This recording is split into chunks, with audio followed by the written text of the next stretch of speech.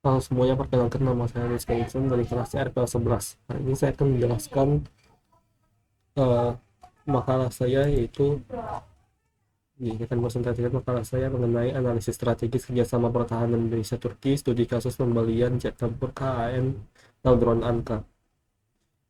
Jadi kita akan langsung masuk ke pendahuluannya. Jadi kedaulatan suatu negara sangat bergantung pada kekuatan sistem pertahanannya.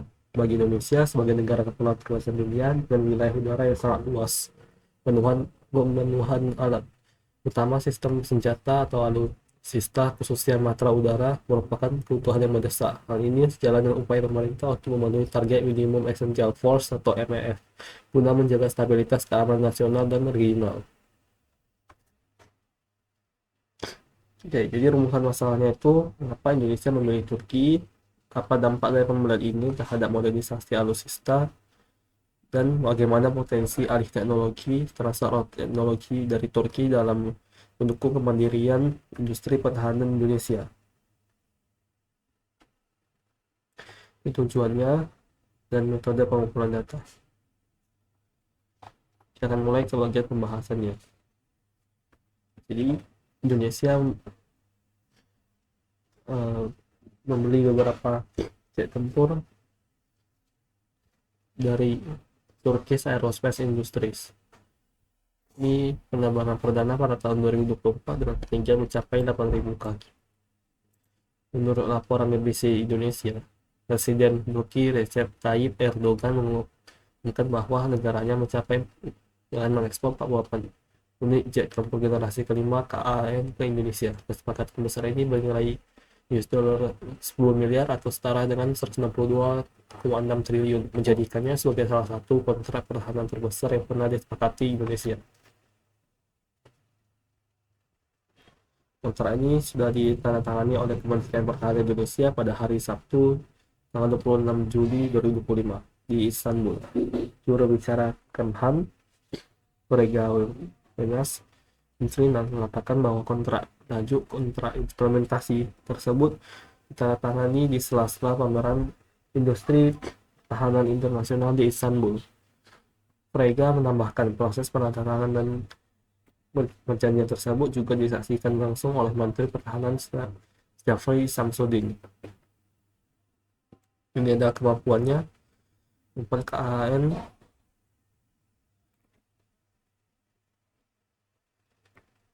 KAN itu jenis petarung multiperan sejati, bukan spesialis misi tunggal. Keunggulan udara bisa, keunggulan serang darat bisa, tentu saja.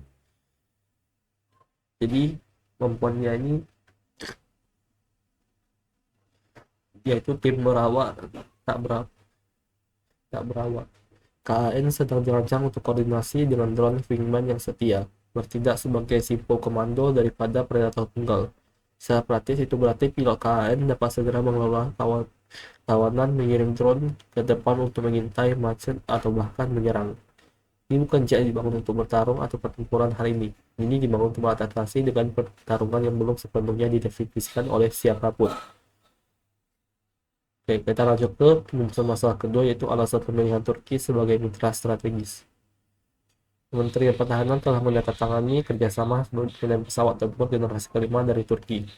Kerjasama ini diyakini dapat menguntungkan Indonesia di aspek ahli teknologi. Indonesia berpeluang mempelajari dan mengembangkan teknologi tempur masa depan yang dikuasai Turki. Di faktor geopolitiknya, alasan Indonesia memilih Turki sebagai mitra strategis adalah untuk menghindari ketergantungan pada satu blok saja, yaitu Barat atau Amerika Serikat atau Timur, Rusia dan Cina. Turki dianggap sebagai jalan tengah, negara NATO tapi punya kebijakan mandiri. Selain itu, faktor harga yang relatif lebih murah dibandingkan produk Barat. Namun tetap, dengan kualitas yang kompetitif dan kemampuan Turki dalam menawarkan transfer teknologi yang memungkinkan Indonesia meningkatkan kemampuan industri pertahanan dalam negeri. Turki dinilai lebih fleksibel kerjasama dibandingkan negara produsen senjata lainnya, sehingga memudahkan proses negosiasi dan pengadaan. Hubungan diplomatik yang baik antara Indonesia dan Turki juga memperkuat rasa saling percaya dalam kerjasama militer. Produk pertahanan Turki telah teruji berbagai konflik, termasuk penggunaan drone dalam perang modern yang menunjukkan efektivitas tinggi. Dia ada keuntungan lainnya. Kemudian ada keuntungan dalam bentuk investasi jangka panjangnya.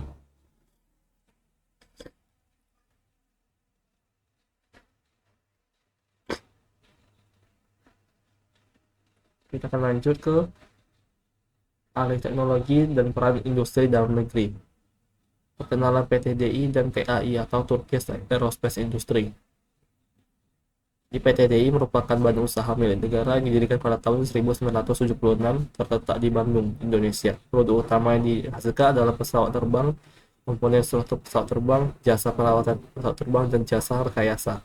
PTDI telah menyerahkan lebih dari 400 pesawat terbang kepada 49 operator sipil dan militer di dalam dan luar negeri. PTDI memproduksi berbagai jenis pesawat terbang CN235 dengan tipe sertifikat untuk penerbangan sipil, kargo, pembuat hujan, transportasi militer, patroli maritim, survei, dan pengawasan pantai.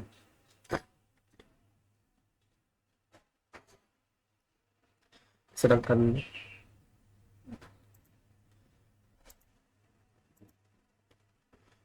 Turkish Aerospace Industry atau TAI atau Tur Habako Weuski ini saya tidak tahu cara baca gimana, merupakan pusat teknologi kedirgantaan Turki yang berbasis di Ankara.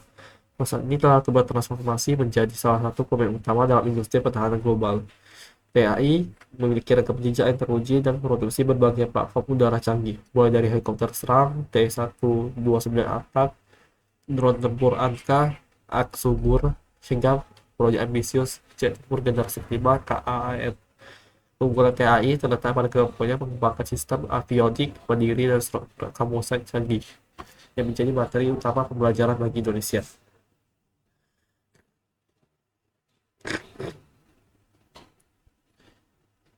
Ini adalah peran dalam negeri ya. Jadi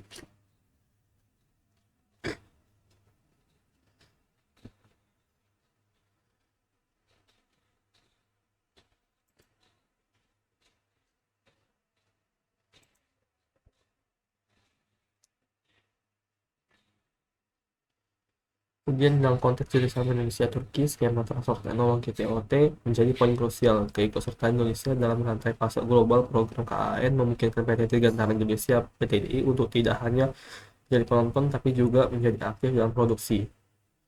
Ini beberapa penjelasan lagi. Kemudian ke bagian potensi dan tantangan ekonomi ya. KAN dirancang sebagai pesawat tempur multiperan dengan kemampuan siluman. Jet ini dapat digunakan dalam berbagai misi seperti superioritas udara, serangan presisi, penaklukan pertahanan udara musuh, suppression of enemy air defense and SAAD, hingga perperangan elektronik. Menurut spesialis Military Army Recognition, KN dilengkapi dengan fitur-fitur canggih seperti kemampuan super cruise, sensor fusion, dan operasi berbasis jaringan atau network enabled operation, hingga memungkinkan pesawat ini beroperasi di wilayah udara dengan ancaman tinggi tanpa mudah dideteksi oleh radar musuh.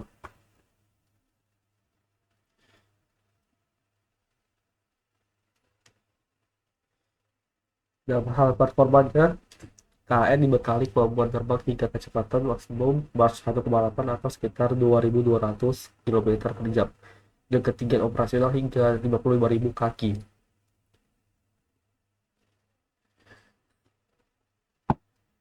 Selanjutnya kita akan bahas mengenai aspek pendanaan dan beban anggaran.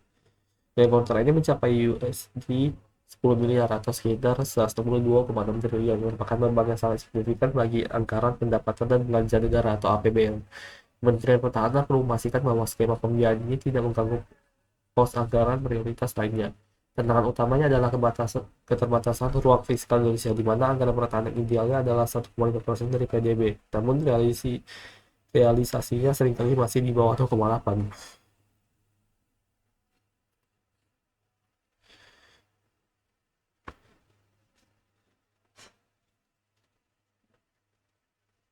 Pemerintah kemungkinan besar akan melakukan skema pinjaman luar negeri atau PLN atau kredit ekspor.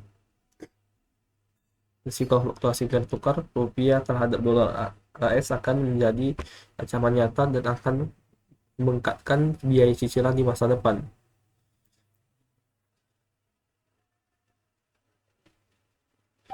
Ini adalah tantangan kedua, yaitu mengenai tantangan integrasi radar dan network centric warfare, yaitu di mana pesawatnya ini harus beradaptasi dengan perbedaan eh, kons- perbedaan radar. Tapi Turki adalah anggota NATO, mengingat Turki adalah anggota NATO, pesawat KAN dikembangkan dengan standar interoperabilitas NATO seperti penggunaan Link 16. Jadi eh, radar ini masih bisa adaptasi dengan radar yang ada di Indonesia.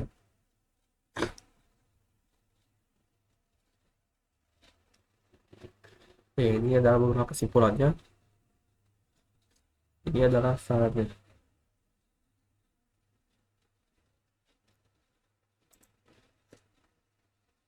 Sekian dari video saya. Terima kasih telah menonton sampai akhir. Sampai jumpa di video selanjutnya.